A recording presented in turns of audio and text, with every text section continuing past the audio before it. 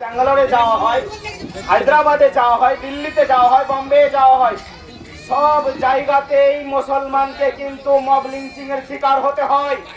এটা বাইরের রাজ্য হলো, আমাদের পশ্চিম বাংলাতেও মুসলমানকে মব লিঞ্চিং এর শিকার হতে হয়।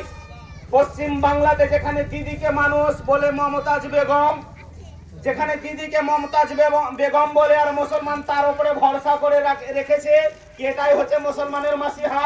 বিজেপি চলে আসলে হয়তো বহুত বড় ক্ষতি হয়ে যাবে, মুসলমানের চলাটাই বড় দায় হয়ে যাবে। এইরকম কিছু অংশ মানুষ মুসলমানেরা চিন্তাধারা তাদের মধ্যে আছে। তো শুনুন, মমতা ব্যানার্জি গঠবন্ধন করেছিলেন এমপি ভোটে মোদী মহাশয়কে হারাবার জন্য। তো মমতা ব্যানার্জি কংগ্রেসের সাথে এবং অন্য আরো দলের সাথে তিনি গঠবন্ধনে ছিলেন।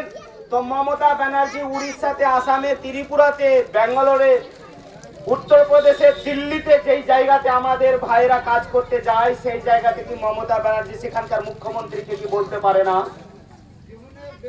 পুলিশ মন্ত্রী কি বলতে পারে না কি আমার ছেলেগুলো, আমার পরিবারগুলো এখান থেকে কাজ করতে যাচ্ছে, তারা কেন হেনস্থা হচ্ছে, তারা কেন মব লিঞ্চিং এর শিকার হচ্ছে, কেন বিনা অপরাধে তারা মার্ডার হচ্ছে?